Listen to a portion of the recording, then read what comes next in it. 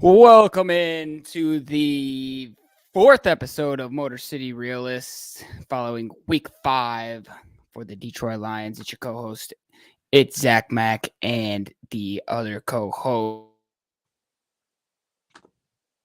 Big Boss, Mr. Mike Brown, who looks like he may have shaved his beard this week. What's going on there?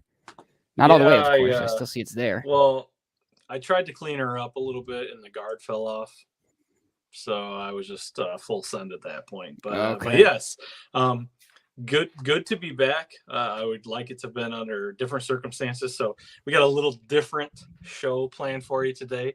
But Zach, you and I always talk about what we did on Sunday. What was your Sunday like this week? Yeah, man, it was hot. I was outside. I was at the Bucks game. Just as the cold front passed through, unfortunately, because it was, sun beating down on my neck up there in the nosebleeds. I think I was like 6 rows from the very top. Right. But, watching some Tom Brady live is something I can knock off the bucket list now. It was a fun time. Obviously, if anyone follows the rest of the NHL, the NFL, I'm sorry, there was some controversy surrounding a roughing the call passer in that game, but it all went well for us. Bucks got the W, 1-0 when I'm in attendance, so that was fun. What'd you end up doing with your Sunday? Well, I'm noticing you said us, so is that where you're at this point already? You're just full send with the us being a Tampa fan. You completely transitioned after week 5. Yeah, man, I'm a big us guy. No matter where I am, I was, the Grizzlies. I was part of that team. They were an us thing too, and I was in Memphis. So yeah. So no worries, but no, I did the old Lions. Watched the Lions game. Went and ate and drank my sorrows away. Again,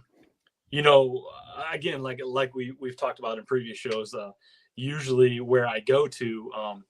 They don't open till 2:00. They have the ticket where I'm at. Again, we're close to Indy, so we get the Colts games, which, I never thought that Thursday night game would have been better off, more high scoring as far as on each team as opposed to what the Lions did this past week. But yeah, so I went up there. By the time I got up there, I questioned if I should even go up there because where we were at. I didn't know what was going on. I thought this was kind of like, we're going to start slow, get the offense going. And no, about halftime we tweeted, maybe a little after that. I turned the game off. And the bad thing is I turned the game off. Well, I guess it was a little later than that. I turned the game off and switched over to the Browns game. And this was when Jacoby Brissett was driving. They were about ready to score right towards the end of the game. He threw an interception on the goal line. And then they still had a chance to win the game for the Browns. So no, not a lot of. You and I usually want to pick apart the game, dissect the game, break down the game. I've been high on golf. There's not much. There's really nobody to be high on. After this week, there's really nobody, and I think even there's a lot of fans really getting aggravated with Dan Campbell. But again, you and I have said, this is. We didn't drink the Kool-Aid. We weren't all in this year. We knew this is a trust the process, as Philly would say. It's a long road. Campbell's not going anywhere. But you and I mentioned, we got to go into this bye with a win. Otherwise, I do think changes need to be made. I think changes need to be made. It's not going to be the head coach. I'm not necessarily sure. It'll be interesting to see what happens with Aaron Glenn. But what are your thoughts after seeing the box score, everything that was going on? You and I were texting here and there. We talked about this, where we're going into the bye week. What are your thoughts? What do you think? We don't even really need to talk about the game. What do you think we have to do going forward coming out of this bye? That would, the fan base, team perspective, a little bit of everything. What do you think we need to do? I think, well, my first thoughts were, we kind of touched on this last week, right? This was Bill Belichick going up against the top scoring offense in the NFL. And, that's the kind of thing that motivates Bill Belichick, right? So did I think we were going to score 0 points? No. But I'm also not surprised to see the game go the way that it went. Obviously, like I said, I was at the Bucks game, so I didn't. This is the first Lions game this season that I didn't get to watch any of it live. But from the sounds of it, I'm a lucky one. Yeah. But a couple things that we need to do going forward. One, as a fan base, we need to lower our expectations. I think now is the time to, like you said, we haven't been, so to speak, drinking the Kool-Aid. But those that have been drinking the Kool-Aid need to put the Kool-Aid down. I think that's clear to see. We're 1-4, dead last in the division, and personnel wise, I'm not quite sure. I know we got a whole week off here, and last week we really harped on if something like this happened, big changes were going to have to be made, and here we are. I don't know if it's AG that has to go, but something needs to change. And as the comment says right there from Captain Lou, thanks for jumping in, Captain Lou. And for those of you guys that are listening on the podcast version, we also are a live stream on YouTube and Twitter, so we take comments and questions. And people post, and we post those comments and questions. And one was, still seeing that Detroit man Matt Patricia out to be an offensive genius. The spite of this game is everything that it was. You're talking about third string quarterback. You're talking about Matt Patricia being the offensive coordinator that really hasn't got a lot going. Obviously, Mac Jones is hurt, and they come in and just roll us over. They really didn't. They gradually piled it on us. Obviously 20-some points, here is quite a bit, but they even had a running back that went down. They've got and the light at the end of the tunnel for us is that we're also injured, Yes, but and we've alluded to that. I'm glad you brought that up, because I actually saw this on Twitter. There was somebody that said, when are we going to call out the strength and conditioning coaches? When are we going to call out? And I kind of mentioned that, and I understand it's you can't just call out everybody because things, but you look at we were down to, we had Ao was sitting, he was a healthy scratch. We had some other guys. We had some rookies playing. We had Joseph playing. We had Will Harris playing. Jesus Christ. At the end of the game, I think we were down to 2 actual corners, 2 defensive backs. We literally rolled through everybody. I don't know the significance of these injuries, and I know you can't blame it on that person per se, the strength and conditioning coach, but there's got to be something that we do different that other teams are not working on. Because you want to know what I think it might be? Yeah, I think it might be playing on turf is really bad for you. And well, yeah, I don't. To be honest with you, I don't even know off the top of my head if they. I would guess they don't plant real grass in there. In Ford Field. Yeah. No, that's turf. Yeah. So, man, and I know they harp on this in baseball a lot. That it's so bad for your ankles and your knees over time. Like maybe that has something to do with it. I don't know. I know there's probably more artificial turf in the NFL than I can even think of off the top of my head, because I feel like there's probably more than I can think of. But, more cold city teams, but I'd be interested to see how many home field turf teams are dealing with injuries versus non-turf teams. And I know that gets down to splitting hairs, but everybody goes through their injuries, but I feel like every year, our team doesn't compete, but when we do have our studs go down, we're just continuing to go through it. And I feel like, we're gonna talk about this a little later. There was 2 teams this year that I was really looking at. It was us and the Jets. We were both kind of on similar trajectories. Both had new coaches. The team really bought in, really loved them. We've had some both teams had really good drafts. And we're going to talk about, how are the Jets? And obviously, the Jets have squeaked by. They've got some wins, and they're continuing to do well, even with Zach Wilson, when he was out and now he's back. They've got a lot of talent. And it's like, they're finally getting to that, we're kind of at that plateau, not doing anything. They're finally kicking over that, and what's the difference between these 2 teams? What really sets these 2 teams apart? Like we said, we don't even. What's there to talk about last game? There's not. It's just about. Yeah. It's going to be like, what's going to happen in the bye week? Am I going to be surprised? You touched on earlier when you're introducing the show about how the fans are getting, maybe a little fed up with Dan Campbell, and I don't really know where I stand on that because I am getting a little tired of hearing, I think I his yeah. pressers are what people, but I don't think overall. I think, and But he sits there and he takes it all on his shoulders. He's like, that's on me. It's 100% on me. I got to get these guys prepared better, or I got to do my job better, or I got to get this coaching staff, prepared for the game better. And it's the same thing over and over again. He's saying, it's on me, it's on me, it's on me. Well, if it's on you, man, like we're 1-4 and we can't put a complete game together. We can't, all three phases aren't playing at the same time. Defense was missing for 3 games straight. I want to hear something other than, yeah, it's on me. We got to be better prepared. Like we heard that from Patricia for way too long. Yeah. And I think, like I said, that's the kind of like the nail in the coffin going into the bye week. Like you said, Belichick. Really, if it was Belichick and Patricia wasn't there, I'd be like, okay, you know what? This is what Belichick does. But I think it makes it that much worse because Patricia is there, and it's just kind of like one of those things. Like, you know what?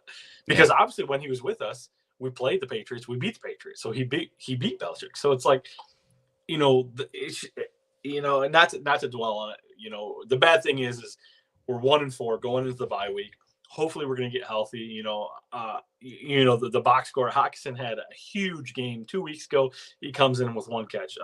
Brown had 4 catches for like 18 yards. There was literally no offense, which I get. Ben Johnson he's been calling great games out of his mind. Like I said, he's making national attention. People are looking at him, what he's doing. I've even seen, after the bye week, they want to see Matt Campbell gone and Ben Johnson in the driver's seat. And I'm like, okay, come on. Now let's pump the brakes. I mean, don't get me wrong. Like, it's bad, but is it like Matt Rule bad in Carolina that they just fired the guy on the middle of his 2 years he had a 7-year deal, and they're pretty much paying him $40 million to leave? Like, do you think it's that bad right now? Yeah. I don't think it's that bad. I think Carolina had a lot of expectation. I think they kind of overhyped themselves with the whole Baker Mayfield thing. And he's hurt now. I think it was very obvious. Well, you know what? The more I talk, the more I'm like, maybe, because I think it just got to a point where it was very obvious that Matt Rule couldn't coach that football team to be a good football team. And the more and more that we see, Dan Campbell, obviously great with the one-liners, great attitude, kind of guy you want in your corner. But here we are going into bye 1-4, haven't really impressed as a full football team yet. And I'm thinking maybe, I want to pump the brakes because it's still too early. But I know we're in a rebuild. We're not trying to win a division. I mean, obviously we're trying to win a division, but we're not in a position to win a division right now. So, but you and I are talking like, yes, we're pump the brakes. Like, it ain't the end of the world. Like, what growing pains did you not? Maybe our expectations were a little high. I said maybe 10 wins, right around 9 wins. Can we still get there? Absolutely. A lot of things got to go right. Do I think we'll get there? Probably not. But there was so much hype, and I want to go back to Hard Knocks. Do you think Hard Knocks was a bigger deal than it actually was for a lot of the media, for a lot of the fan base? Yeah, I think Hard Knocks is always a bigger deal than it was, and a lot of that is we're just starving for football. We might have mentioned this on the first episode that, you just want football so bad because you've gone through a summer where you flip channels and all it is boring baseball. And you're like, just give me some contact. And then you get Hard Knocks and I think people feed into it a little too much, but no, it's at the point where I'm worried. I know we said 10-7, maybe 9-8. And then I revised mine last week to 6-11. And now I'm worried that we're not even going to get 6 wins. I'm starting to think it's going to be same as last year, 3-13-1 or whatever it was. And we talked about this last week too. Okay, here's a question here, asking as an outsider, were the expectations high for Detroit from the fans? And I think exactly, Josh commented here through YouTube. That was his comment there. I definitely do, and I think that's what Zach and I are kind of talking about with you. Or I'm sorry, with YouTube, with Hard Knocks. I think they got some national attention. People really liked Dan Campbell. People really liked some of the players. They bought into that. The fans definitely, whether you've been paying attention or not, Detroit is very Kool-Aid driven. The beginning of the season, we got the greatest team in the world. Few games in, okay. Now we're to this point where it's like the world ended. No, I think for us being here, and that's why we're doing this show, is we kind of look at it. We're not that kind of rose-colored lens. We realize our expectations as far as record, maybe that shows that we were a little high on it, but we weren't expecting to go out and blow these teams out. We weren't expecting. Honestly, I think our offense has already overachieved. Granted, we laid an egg this past week, but again, we're talking. We keep going back to this. We had the number one offense. We had the worst defense. Where does that translate? How can you translate that? So I think the expectations were definitely a lot higher than usual from Detroit fans, but there's also a lot of realists that have to realize that we're in a rebuild. Like Zach said, like this is not something that's going to happen overnight. Our defense is still a lot of players away. There's still a lot of injuries. Tracy Walker is our spark plug. He's our captain on our defense. He's out for the rest of the season. So I think the expectations were definitely a lot higher than they should have been. Hard Knocks had a lot to do with that. You know where I think it all started so was Dan Campbell's kneecaps quote. When he but I mean, but when you watch this team, and we've talked about this, not the same old Lions. Okay, like usually in past, it's scary to say, because when we had Stafford, he clawed us back. He had a lot of fourth quarter wins, even though we didn't have a lot of wins. There were fourth quarter wins. He'd come back, and I feel like we kind of set ourselves up for those same scenarios. But I feel like our offense is doing so much better than when Stafford was here that it's kind of expected that, okay, we should be in all these games. Did I think we're going to lose to the third string quarterback with the Patriots? No, not at all. Did I think we're going to lose to the Seattle Seahawks? No, not at all. I thought we should have won the Minnesota game. But I to be real, like you said, it's just, I don't know. It's hard to fathom. And I think somebody going from Patricia to somebody like Matt Campbell, who is blue collar, that wants that's lived and breathed, that he's been here, that wants to bring something to the city. I think that's exciting. And like I said, that's comparable to what the Jets are doing, because that was another coach, the Jets coach. That was a guy that I wouldn't mind having if it weren't for Campbell, like when they were talking about him. So overall, yeah, the expectations were extremely high. I think Zach and I are kind of more grounded. But yeah, I mean, it's just, I guess, what do coming out of the bye, regardless of changes in the organization, different things, what do you have to see against the Cowboys to feel okay, I guess, to be like, okay, we're still improving, as opposed to we're shitting the bed continuously? Yeah, I personally, I think I'd have to see a competitive game that goes, optimistically into the fourth quarter, but I could even live with, if we're within 10 points end of the third, if Dak Prescott's playing 10 points into the third and not a shootout, not something that's 45-35. Ideally, if we're winning, that's even better. But I'm also, here's the thing. I don't expect our defense to be like an NFL caliber defense by then. It's just not enough time.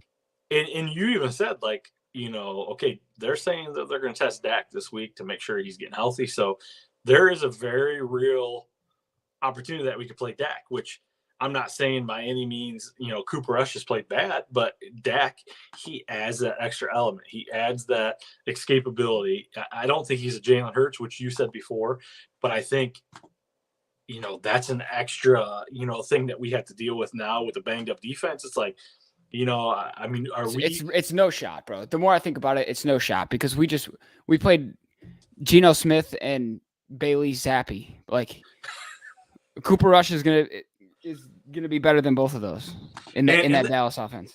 And I don't know. I just feel like you said, I feel like it has to be a competitive game.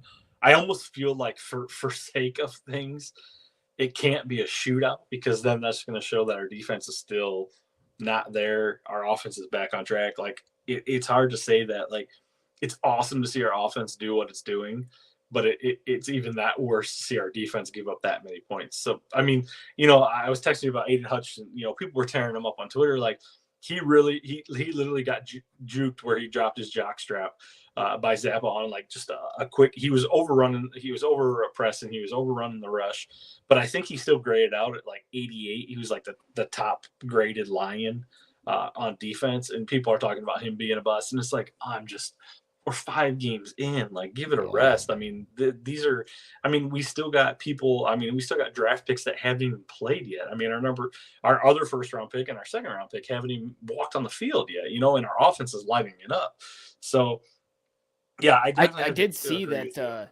I saw today that the Cowboys, I think, are the only defense that hasn't allowed multiple touchdowns in a game. Yeah, so they're playing out of their mind. I mean, obviously they have a fast defense, they have a good defense, but I think they're doing better than expected. So, but yeah, it's again not a lot to talk about. I don't want to take this whole episode to kind of break it down because there's really nothing to break down. And then going into the bye week, obviously we'll talk about. But I want to talk about before we get our guest on. Hopefully he jumps in soon. I know you got the Tampa Bay jersey on right now. You and we always trade messages through Twitter and text and stuff like that. How do you feel like the Wings roster shook down? Are you excited? Was there anybody left off that surprised you? Was there anybody that made the team that surprised you?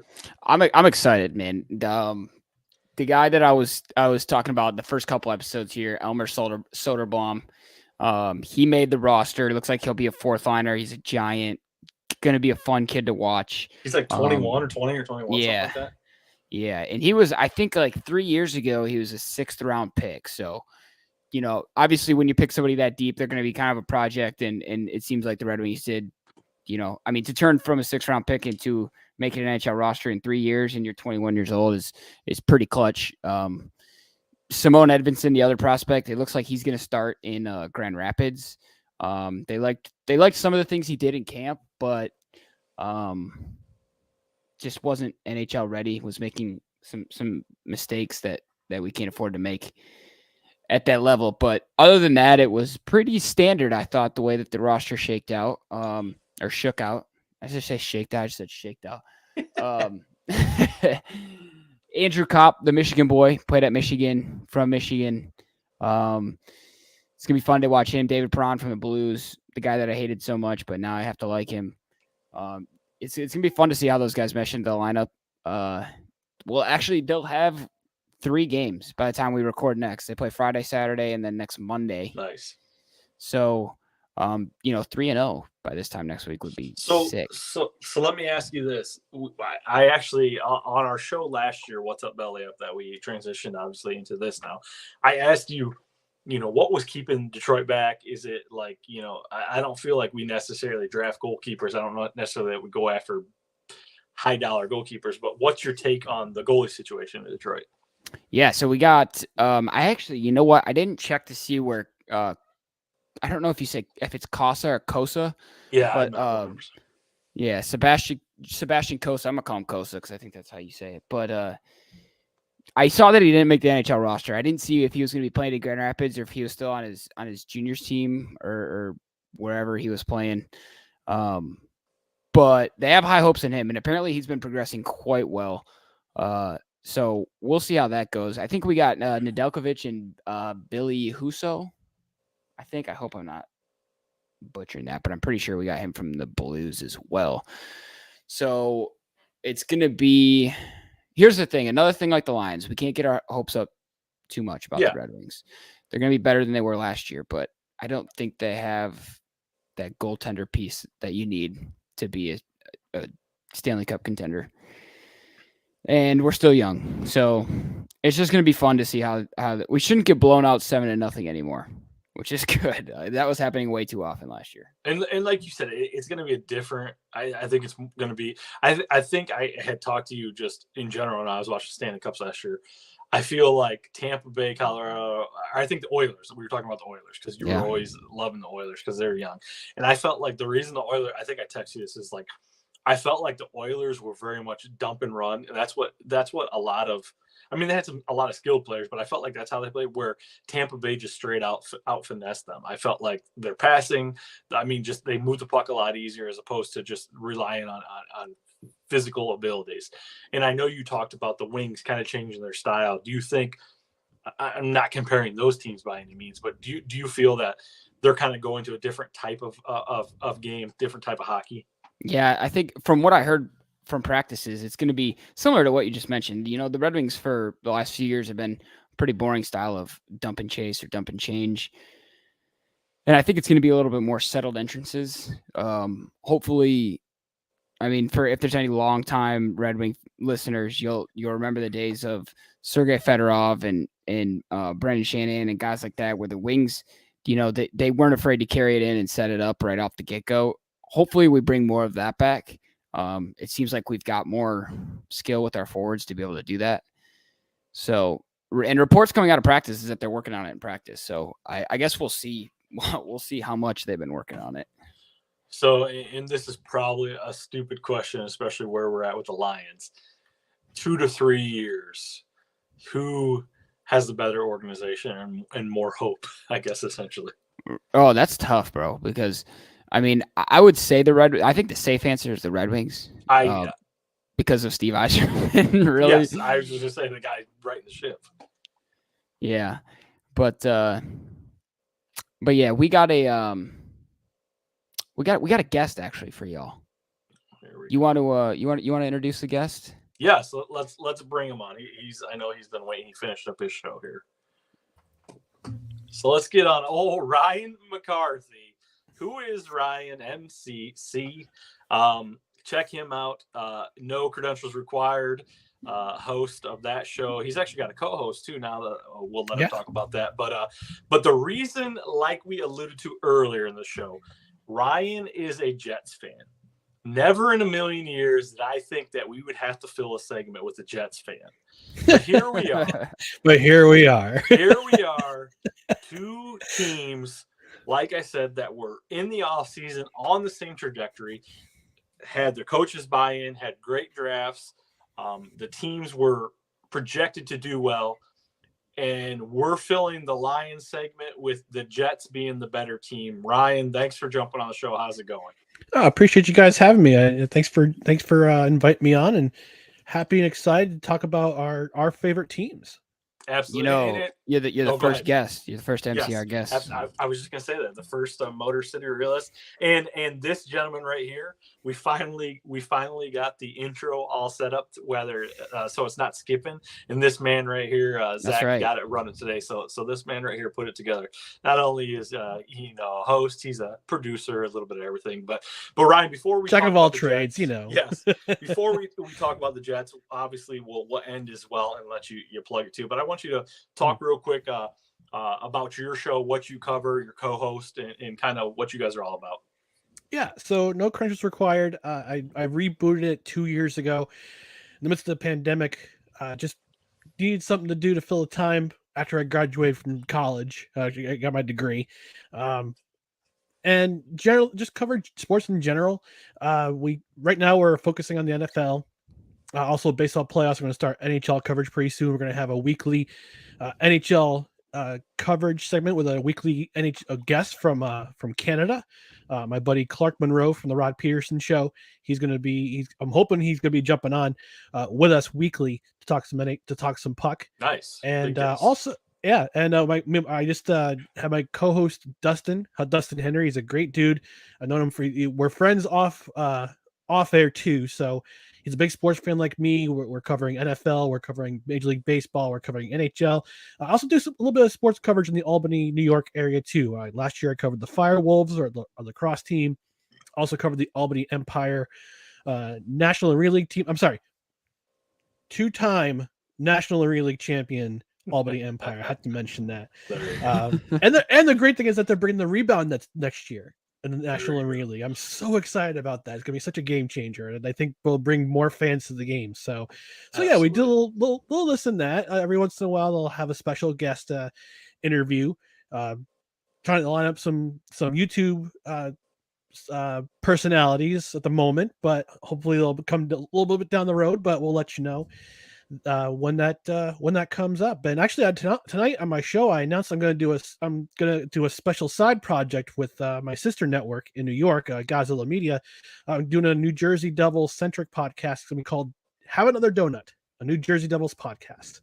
I can't wait for that. It's going to debut on Monday, so I'm very excited to bring that to you guys to the podcast universe as well. There you go. So the reason, like I said, Zach and I, we usually break down the games. Zach went to the Buccaneers game this past weekend. I turned the game off about halfway, 3/4 of the way through. So again, like I said, I felt like these teams were both kind of trending in the same direction. I'm not saying you've seen a lot of the Lions games, but I'm sure you've chuckled. Well, I have caught a little bit on Red Zone here and there. That's one of my favorite. That's probably that's my go-to on Sundays now. I don't watch a specific game. I watch Red Zone, and every once in a while they have the Lions. We were lighting the world up on offense, which you also didn't see is all the touchdowns we were giving up. So, but let me not necessarily comparing the two from a Jets perspective. Expectations for the Jets this year at this point in the season, are you on pace, exceeding? Where are you guys at? I know you guys love your coach. You guys have had some great drafts. Zach Wilson, the kid. I love swagger. I loved Baker Mayfield. Now he's just kind of down in the dumps. I feel like I'm slowly transitioning over to Zach Wilson because I love the kid. But from that standpoint, the fan base, like, how are you guys feeling about your team? What are you guys thinking about the rest of the season? Are you like Detroit fans? These Detroit fans, and I say these because I can't lump myself in. Zach and I, we don't drink the Kool-Aid. Is it just is it just wild over there or what?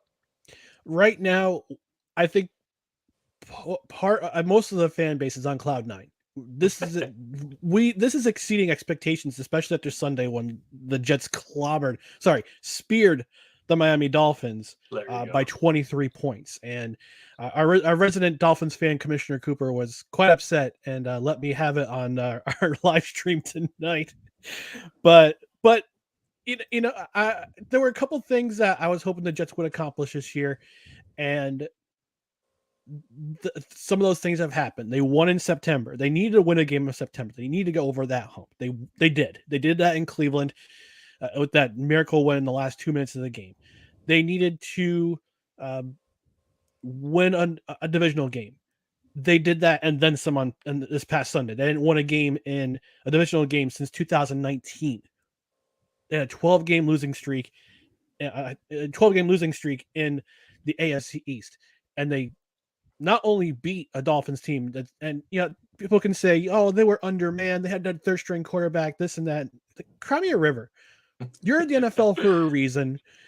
You take your piece of humble pie and just admit that the Jets were the better team that day. And you have a lot of analysts out there who are saying, oh, the Jets got lucky. No, this team's trending in the right direction. I think part of it has to do with some free agent pickups. They've been very pound wise, but not penny foolish. Like in the past, you had to pay what's called the Jets tax. And I put that in quotation marks, the Jets tax, where they can't develop, they draft poorly, they can't develop talent, they have to overpay for free agents. Now, with Joe Douglas and Robert Saleh working together as a tandem, they're now drafting wise. They're drafting very well. And they're making the right free agent signings. They signed Laken Tomlinson. They re-signed Braxton Berrios, who is developing as a very good weapon in their offense. And their 2022 draft has been knocking it out of the park so far.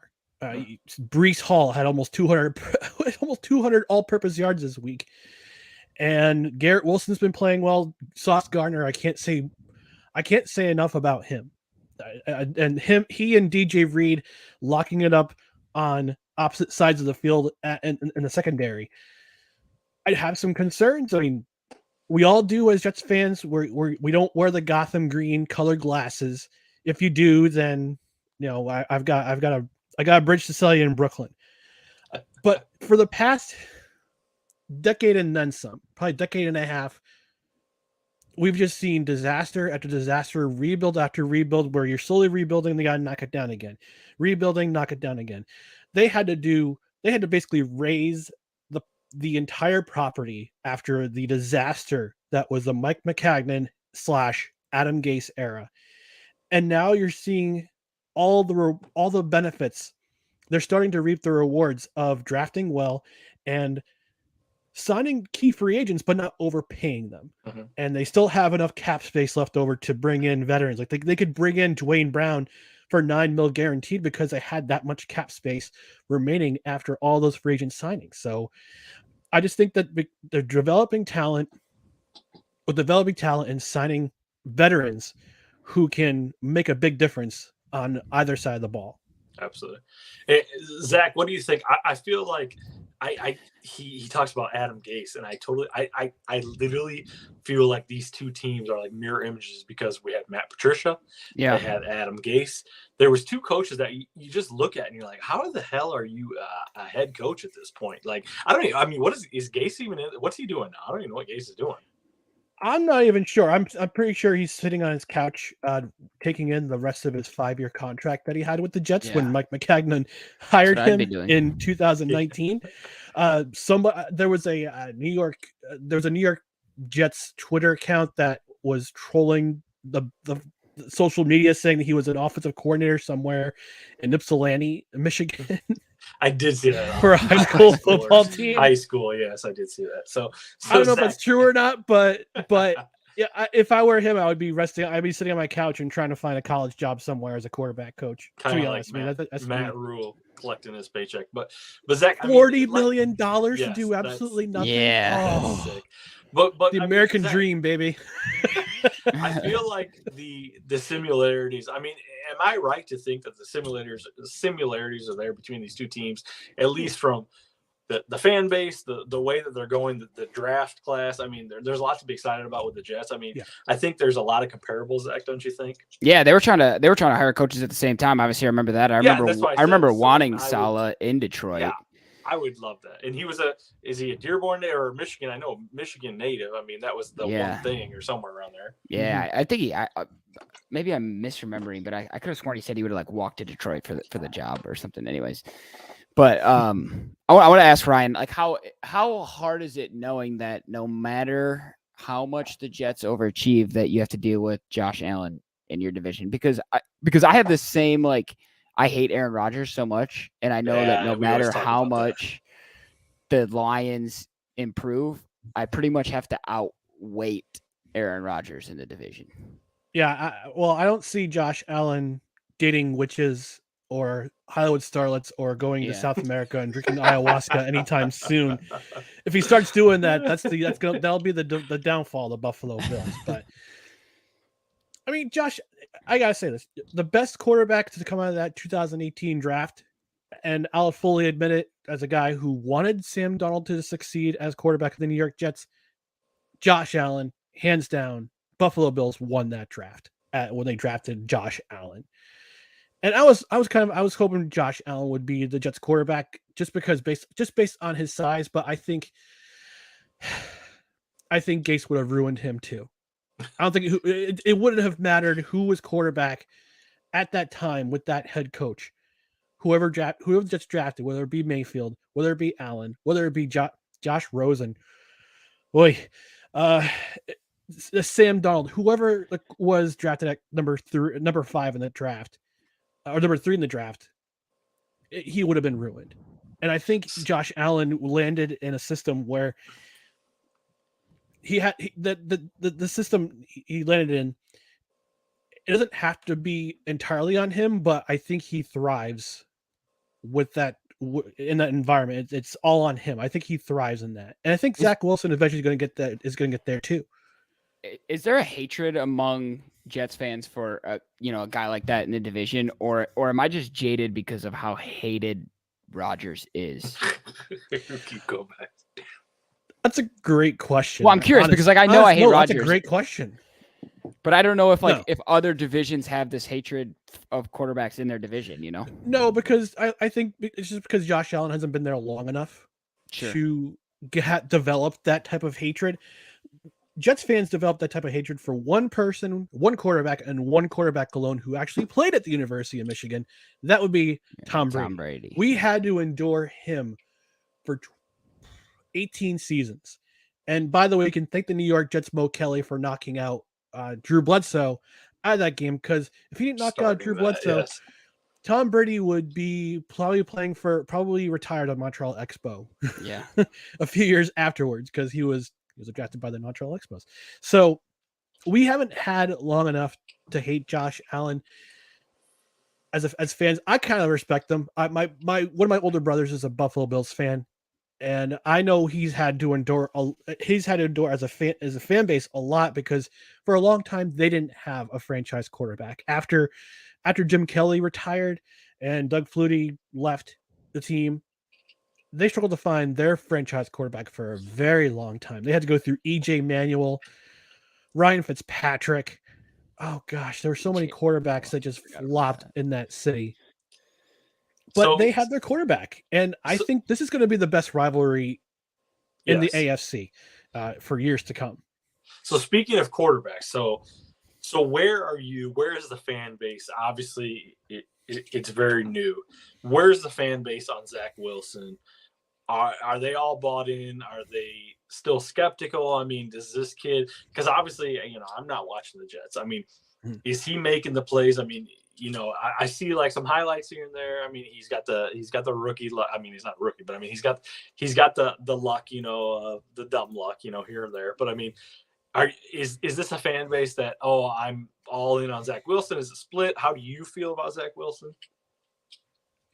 I think the fans are slowly starting to come around, especially after that win in Pittsburgh. It took him a good half, a good 3/4 of the game to warm up, because he had missed the first 3 games of the season because he hurt his. We come back to the. I was listening beforehand.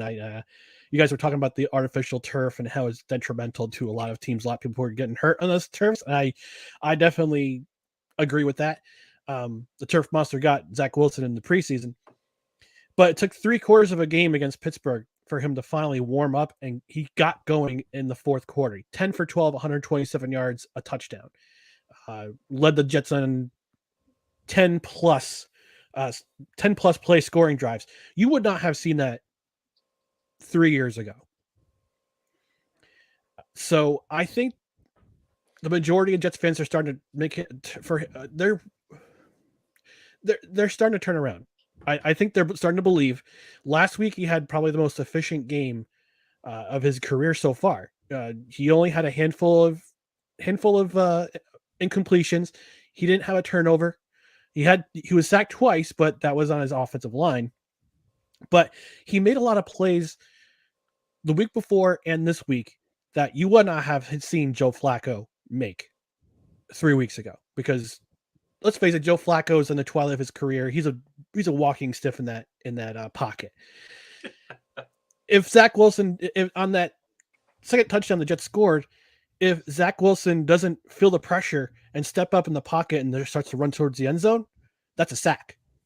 And I think Jets fans, I myself included, I'm starting to believe that this guy could turn things around and be that franchise quarterback that Jets fans have wanted for such a long time.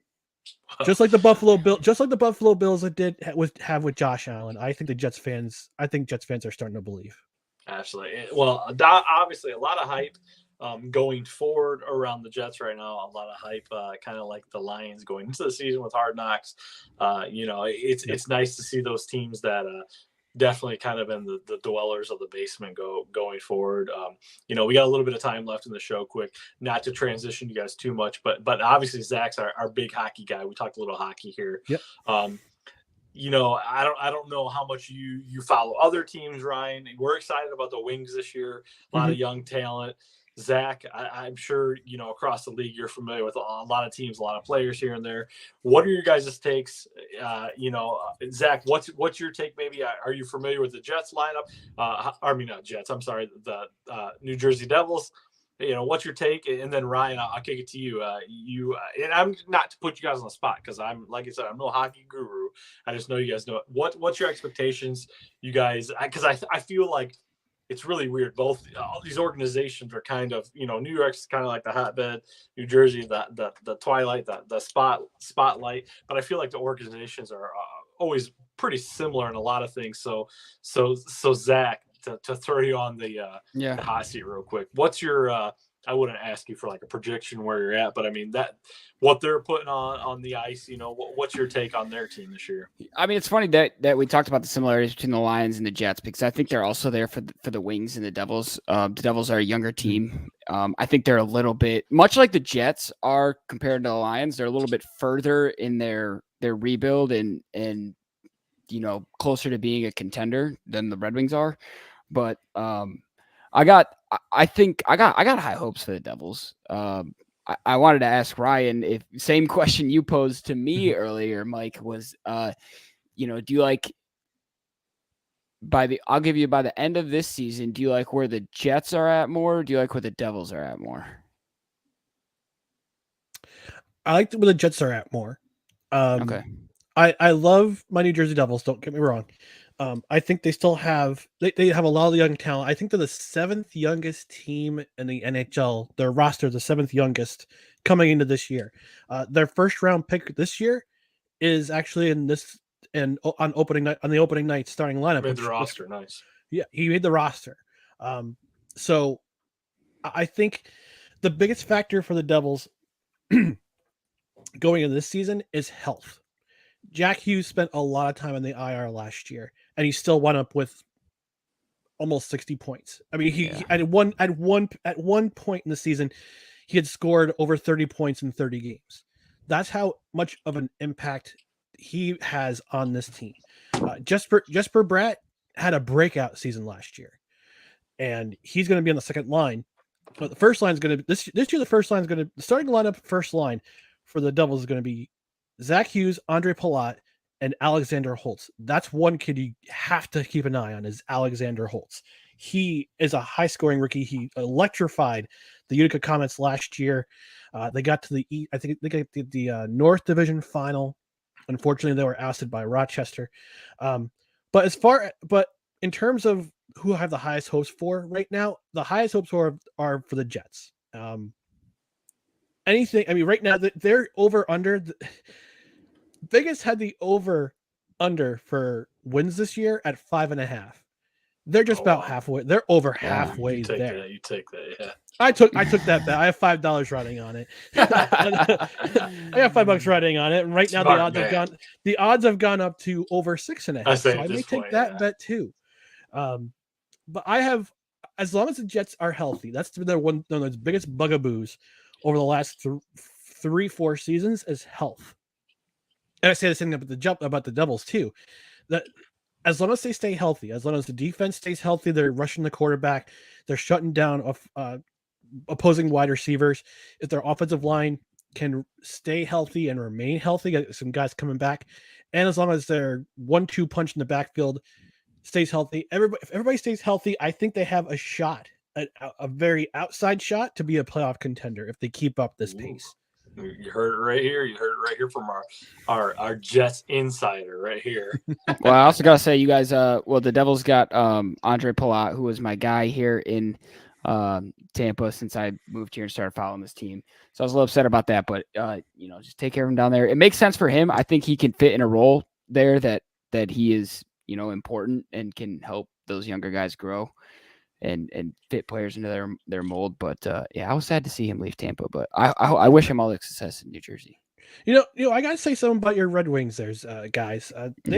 Steve Yzerman's he's starting to build something there. And he did a great job in the offseason. Brought in Andrew Kopp, who had a major role with the New York Rangers this past season in their playoff run.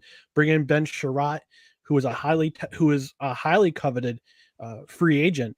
I think Zach, you make a great point about the goaltending. If they can just get their goaltending right, they're a young team. The Red Wings are a young team too, but they have a ton of talent, just like the Devils. I think over the next couple of years, we may see both our teams become steady playoff contenders and consistent in the playoff. Yeah, picture because you're every right. single year. Their cores are so young that we could see the same guys going up against each other in the playoffs year after year. Yeah.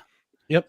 And I know the Devils prospect system, their AHL system is stocked. It's stocked. They've got a lot of guys down there, both in all three aspects of the game, off at forward, at defense, and at goaltending, who could make a big difference in the next half decade to decade on this squad. So I'm hoping for both our teams that our teams can both be playoff contenders.